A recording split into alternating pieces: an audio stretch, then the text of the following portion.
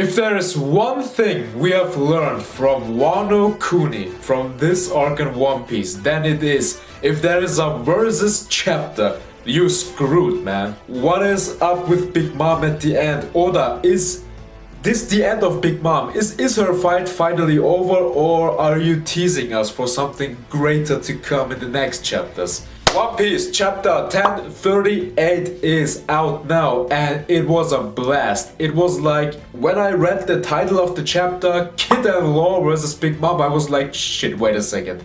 Is this the end of Lin Lin? Is this the end of Big Mom, or what is this?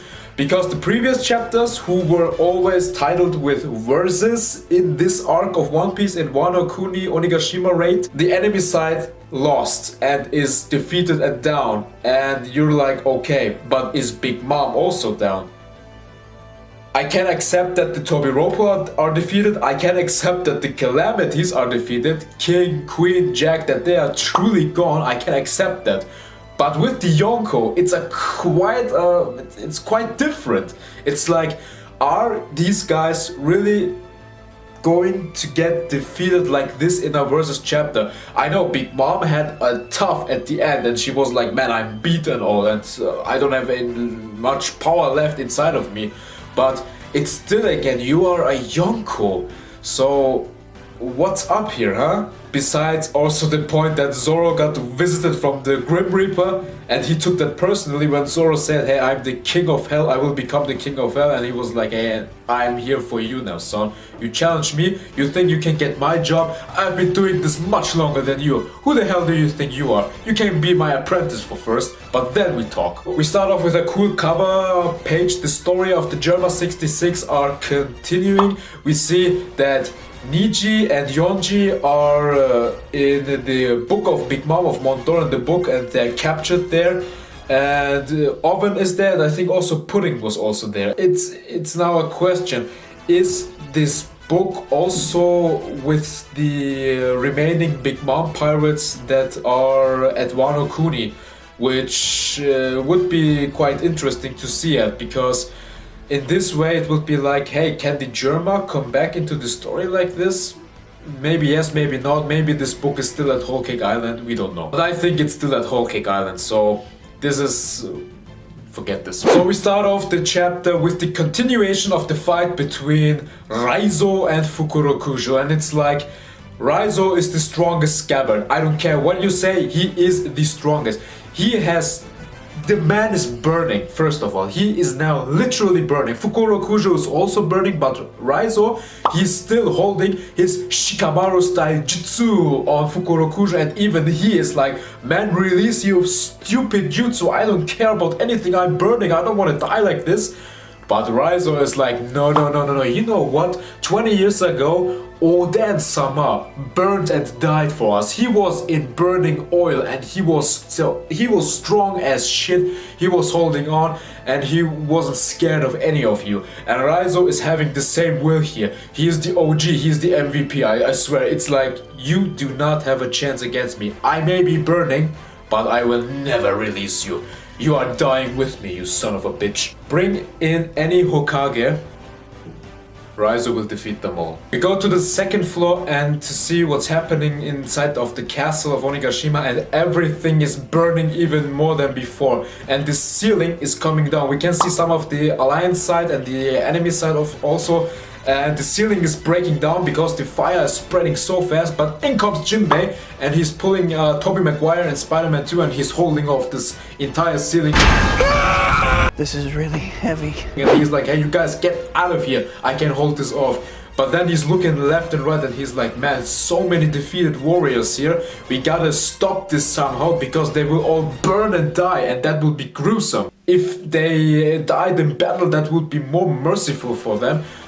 But then, after I was reading this chapter, I read it like, what, 5 times now? When I saw this entire burning set piece in those panels, Eiichiro Oda really does to play around with those opposites. And it's like, well, 20 years ago, Kaido and his boys were the reason that Oden Castle got destroyed and was burning. And now, 20 years later, Kaido's castle is burning and is in ruins. Man, okay. You see, Kaido, you did bad things 20 years ago, but now fate has come to you and it's like you are going down as it seems.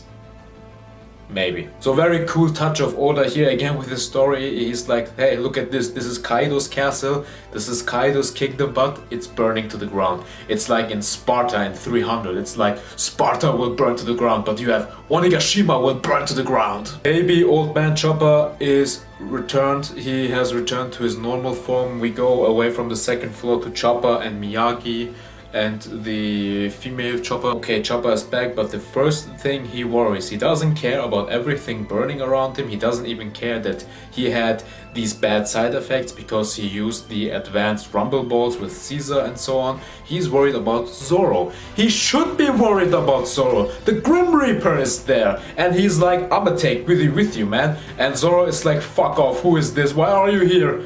But yeah, that's the funny point at it. Chopper, as a doctor, is of course worried about his crewmate. He's like, man, he took that mink medicine and he had horrible wounds before that because he stopped an attack from 2 Yonko at once at Roof Peace, which was epic, and then he fought King. And Chopper is like, man, his wounds will be multiplied. It would be like he could die. He will take a lot of damage. Yeah, Chopper, I get your point, but I think Zoro doesn't even care that he is near death. He sees the Grim Reaper. Death is there. So he has other problems. While all of this is happening at once, we can also see in the next page, Frankie is searching for Zoro. He's like, Zoro, where the hell are you, you stupid son of a bitch? But then we see Zoro and it's like, what's going on? What is this? Is this a personification of Enma or what is this? But then it can't be Enma. It's like, why is Zoro seeing death, the Grim Reaper? Why is the Grim Reaper there? Is this Zoro hallucinating it? Is he seeing things because he is actually now really near death, even more back when he was at Thriller Bark? Or what is this, right? So he is seeing that thing and he's like, hey, my body, it can't move, what is this? And the Grim Reaper is like, hey, you said you're the king of hell, right? Well, I'ma show you who's the real king, son.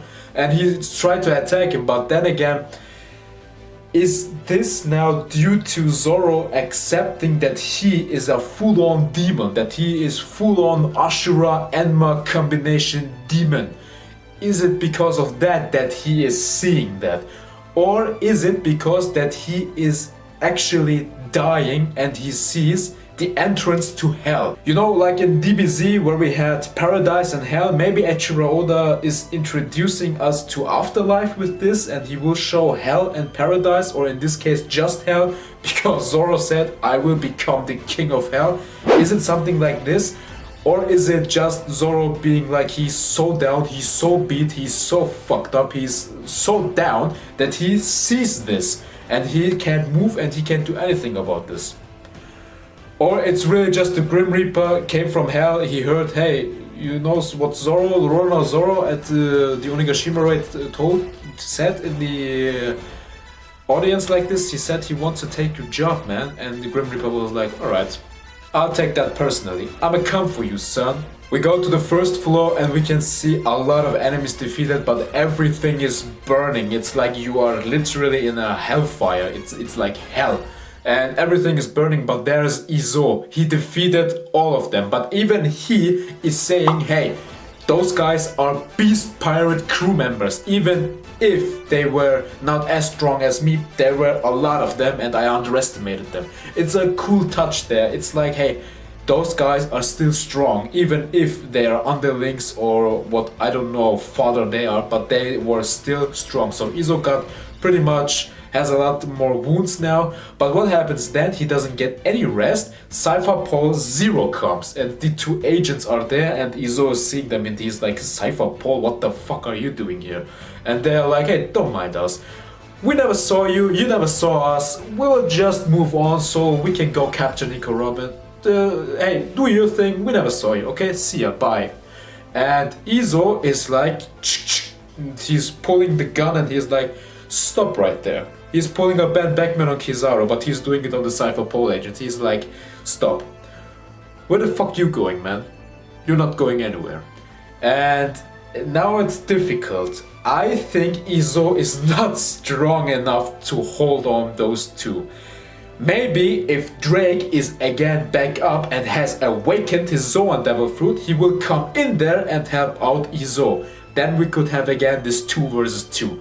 But we will see, because these Cypher Pole Zero agents, they are very, very dangerous. Now I'm wondering, did Zunisha destroy the ships outside maybe?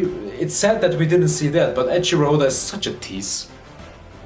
He has us on the balls every time. He blue balls us so many times.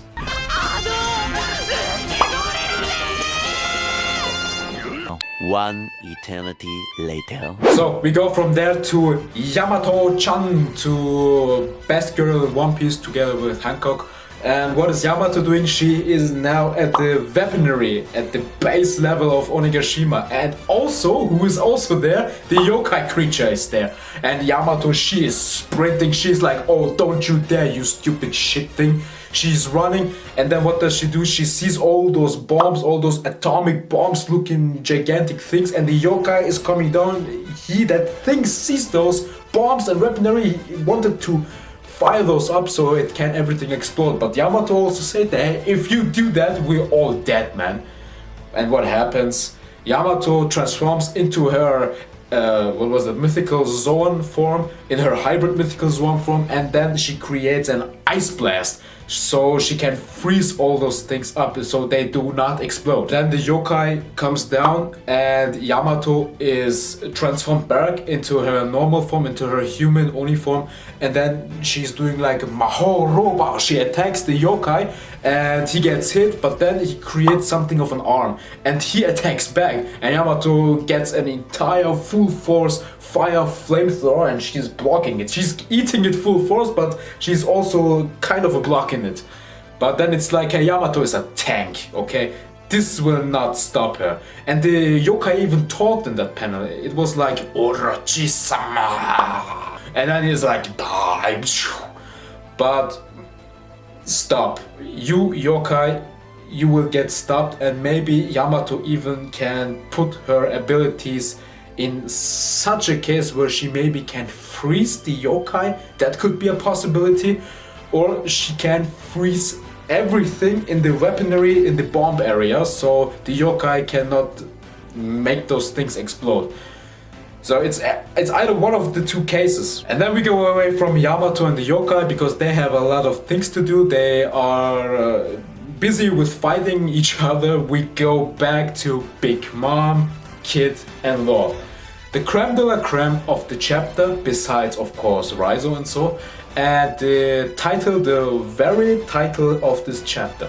We can see Law on the floor bleeding, we can see Kid getting pushed back, and the crewmates of those two, of Kid's crew, I think those were Kid's crewmates, they are begging Big Mom at this point. They're like, please have mercy, let our captain and Law of course, let them live, please spare them, please Big Mom.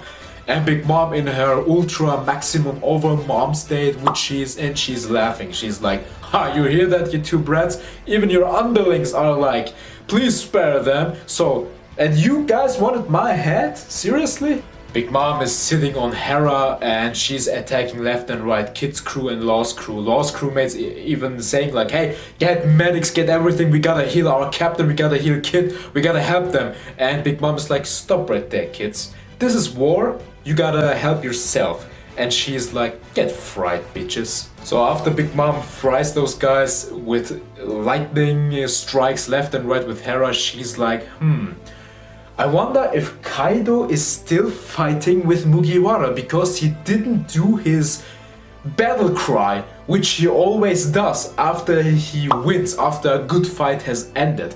And I'm like, what is Kaido's battle cry, man? How does that sound like? Is he doing a wave of King's Haki and shooting lightning in the sky and screaming, yeah? Or is this some kind of a different battle cry? What is this? Is he crying? Is he laughing? Is he like... I don't know what it is, but it sounds interesting and I want to hear it. It's like, man, this can be epic as shit. So Big Mom is looking up and she's like, Kaido, I hope you don't play with your food again, kid. So I'm coming up there and I will help you to take down Mugiwara because I am beat. I am exhausted. And when I read that, I was like, shit. The possibilities that this chapter is now the finale of Big Mom and that she's defeated are pretty high, because Big Mom said that. It's like, okay, you say you're beat and exhausted as a Yonko. That means Kid and Law really gave you a good fight. And afterwards you're thinking like, in this chapter is called Law and Kid versus Big Mom. The possibilities that Big Mom, we will see her in the next chapter and the narrator saying Big Mom defeated are pretty damn high. So Law does Kroom, he does his awakened abilities and he stabs Big Mom through her arm and then through her face. It was her face, yes, through arm and through face. And Big Mom is in shock. It's like, how the hell are you still staying? And the same thing goes for Kid. He's back up, he does his advanced abilities, his awakening abilities, he does pull in everything what is metal and he creates a giant rhinoceros. It's like one of the villains from Spider-Man. And he attacks Big Mom also. And everybody is in shock. Even Chopper is stating like, hey Law, what is this huge long blade you created? Well, that's his awakening, man. And they attack Big Mom again. Big Mom was in shock. She was like, oh, you really do want my head, do you? You want my throne. You are serious. And that's the point where Big Mom really understood, shit, these brats, they are very, very serious and they are not holding back. So Kid and Law also saying, both of them at the same time, they are like, hey, listen to us, Big Mom, you big bitch. You wanna be Yonko? We will not let you go to that rooftop, even if it kills us. And that is the one sentence that everybody wanted to hear from those two. And it's actually quite interesting. You can even now see the gap between Law and Kid and Luffy. Luffy is holding his own against Kaido up there and he's having the time of his life. And those two on the edge barely managed to hold off Big Mom and give her everything together.